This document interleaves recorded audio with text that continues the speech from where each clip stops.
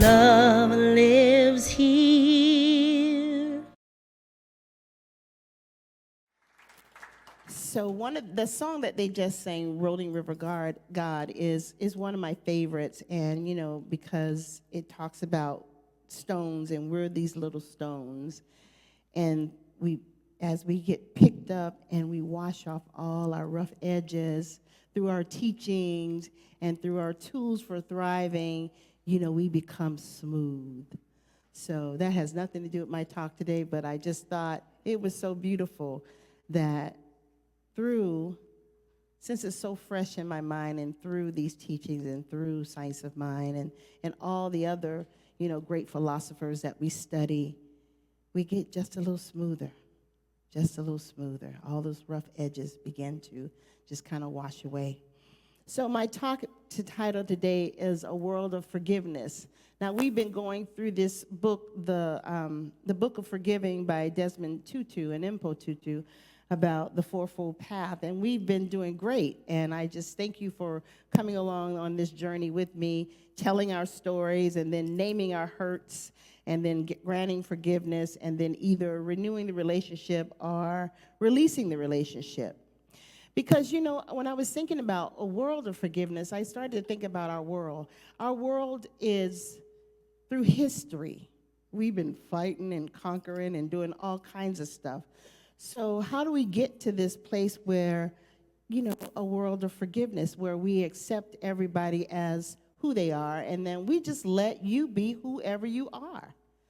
So that's a big task, especially when we have a history of doing things the opposite way. And so when I was preparing for the talk, I often listen to other things on YouTube and things like that talk about forgiveness. Well, I pulled this YouTube up, and they were talking about eagles, beautiful bald eagles, and how beautiful they are and how majestic they are. But when they have a conflict with another eagle, they lock talons and they don't let go. And they are willing to throw themselves to the earth before they let go.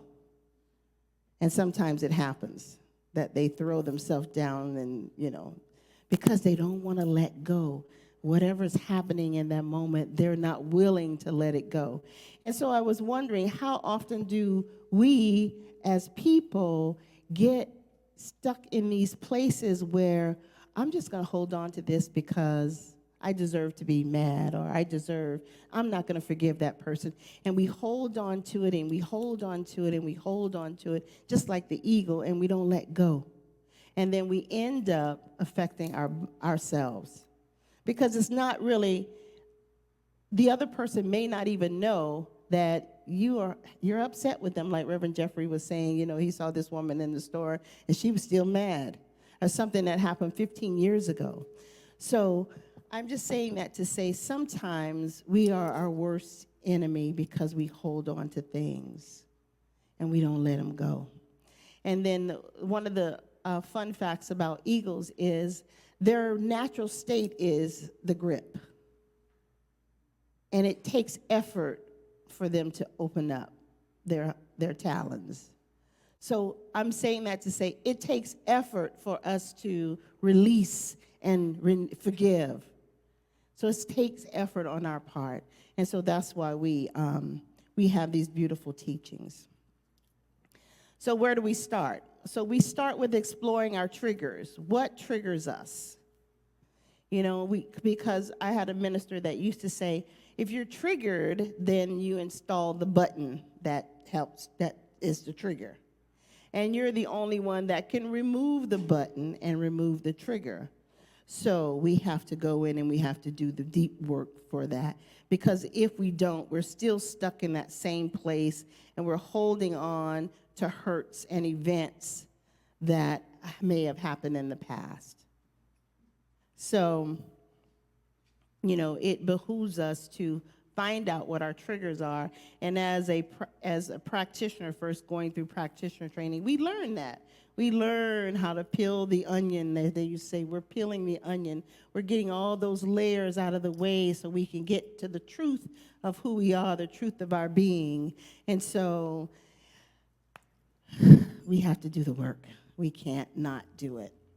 And so when I was thinking about a world of forgiveness, I went back to the book and I started thinking about or reading about South Africa and how they formed. The people of that country decided to forgive. They decided to forgive. The best thing to be for them was to forgive. The apartheid went on, and there was atrocities and violence all over the place. But they decided that as a country, they needed to forgive. And so they went about that by forming the Truth and Reconciliation Council. And that council was for people to come forward and be transparent. They heard stories of the atrocities that were done to certain people because they shared. And they also heard from people who perpetrated those atrocities. That's a hard thing to do, to say, I did this and I am sorry. Can you forgive me? But that's what they did, and it helped that country to move forward, and it helped with Nelson Mandela, who was imprisoned for all those many years, changed his heart while he was in prison, and he walked out of prison a whole different person, a whole different man with a whole different perspective, and it propelled him to become president of that country that once held him down and held the people down. So how do we get there? What do we know? What do we learn so far? So we learned that nothing is unforgivable. We've learned that. Nothing is unforgivable, although it may seem. We learned that no one is beyond redemption. And when we deem people or an event a monster, if we deem a person a monster, then we take away their humanity. And so we learn that forgiveness is freedom. It allows us to be free. And then we learn that we also share in this beautiful humanity thing, this thing called humanity. We share in it. And I'm reminded of the word Ubuntu, that I am because you are. So we are a part of each other. And so that's how we move from where we are into a world of forgiveness by celebrating or recognizing, if you will, others' humanity.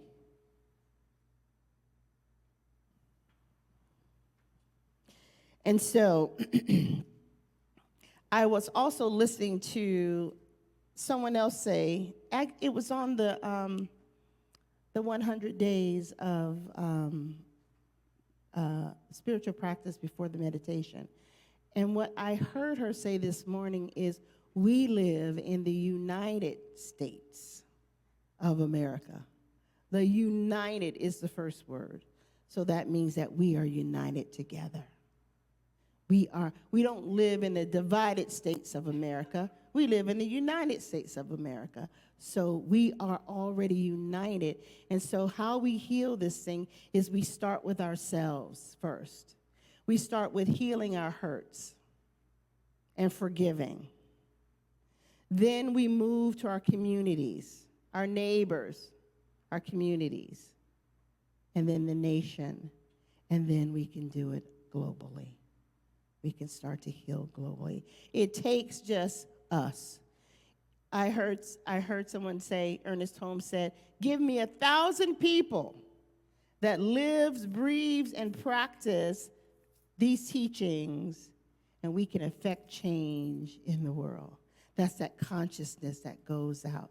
That's that river that is flowing, and it's a continuous flow. So as we change our consciousness, we can change like those stones, the rough edges, and we can wash those away. We first have to wash them away in our own hearts.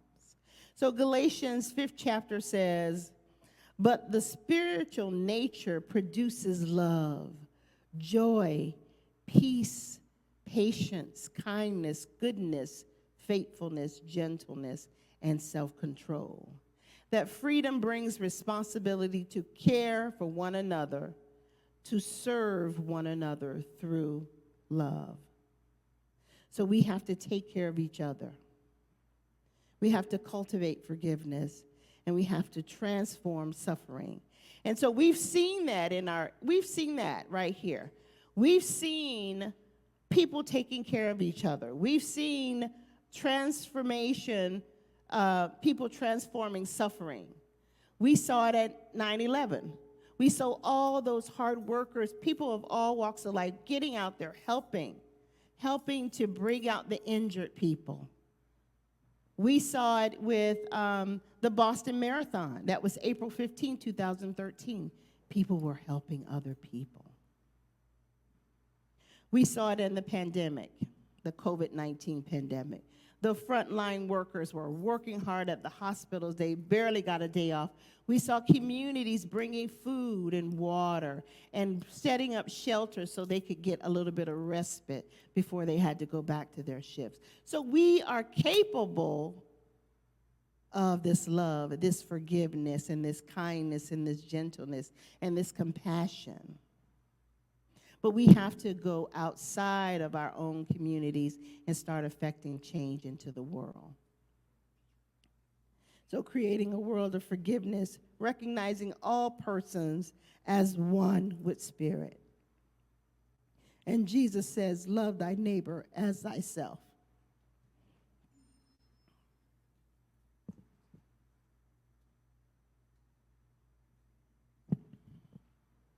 That's what he said. Love thy neighbor as thyself. So when we heal our hearts, we can begin to heal our communities, everything, our world.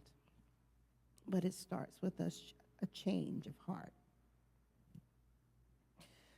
So,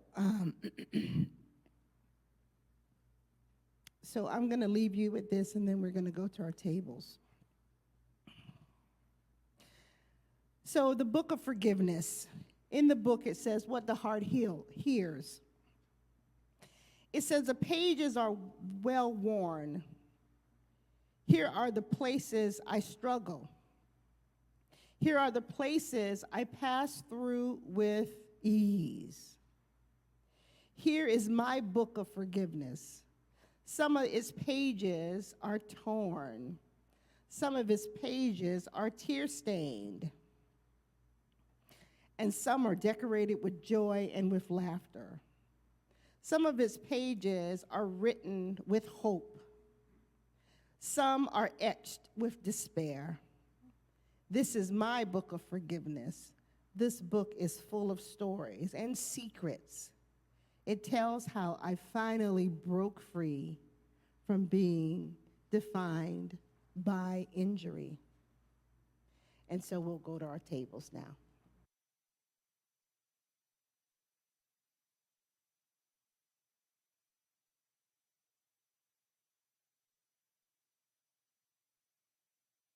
All right, Reverend Sonja. All right. So in the words of Dr. Laura Schlesinger, I don't know who you used to listen to her, but I did.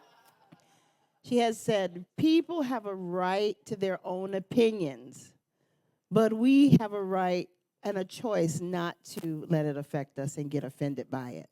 So we're always at choice. Again, we're always at choice. But to sum it up today, I wanted to say, great job, everybody. Woo. So we can choose to become creators because we are creators. So we can choose to become creators. We can, by offering forgiveness, accepting forgiveness, and creating a world of peace. And that's what the outcome would be, a world of peace. And then I'm going to read what we envision, just one. We envision a world in which we live and grow as one global family that respects and honors the interconnectedness of all life. A world where this kinship with all life prospers and connects through the guidance of spiritual wisdom and experience. And I'm going to now talk about your homework.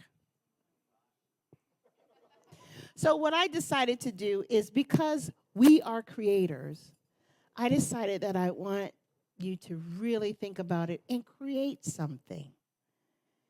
You know, it could be fun. It could be a lot of fun. So, vision and creativity. This week, spend some time contemplating forgiveness in the world and get creative. Create a picture, write a poem, whatever the idea of what forgiveness in the world would look like. This exercise is for you to create a visual representation of forgiveness in the world. Now, the reason why I decided to do that is because I met a young lady a couple years ago.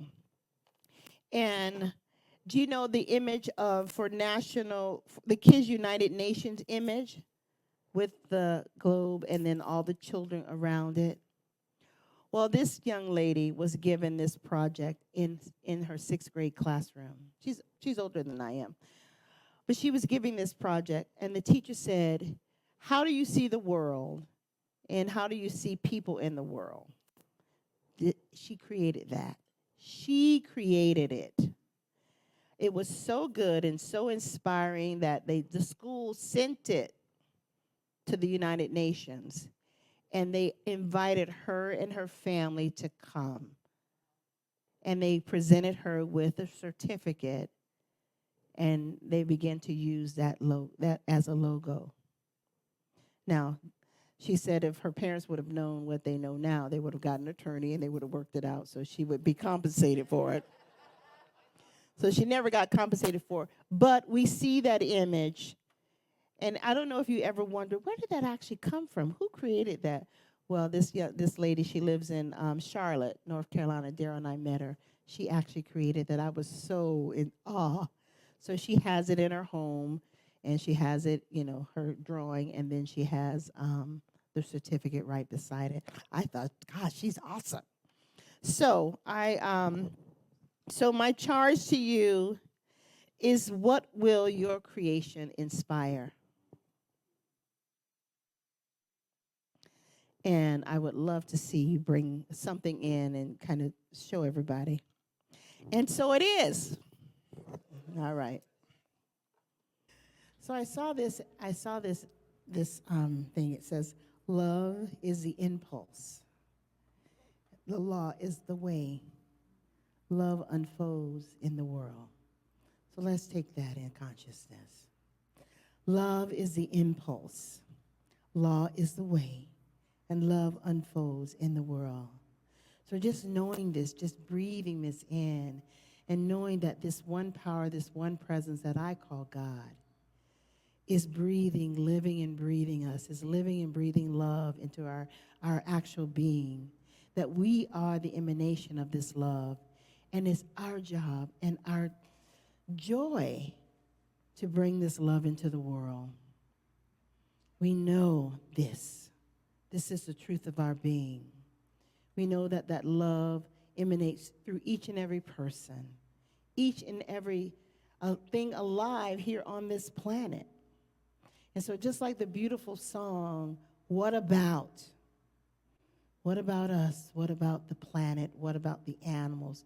What about the people? Just breathe that in. What about? And so what are we going to do? So we take this message into the world, and we enact change in the world. Because this is our divine appointment. We're here for a purpose. So I bless each and every person here. And any person online, I just bless them all, everyone.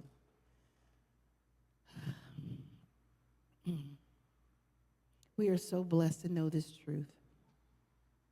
We're so blessed to be here right on the planet, right here and right now, that we can make these changes, starting with ourselves first. And so I just give thanks for this knowing, this teaching, this truth. And I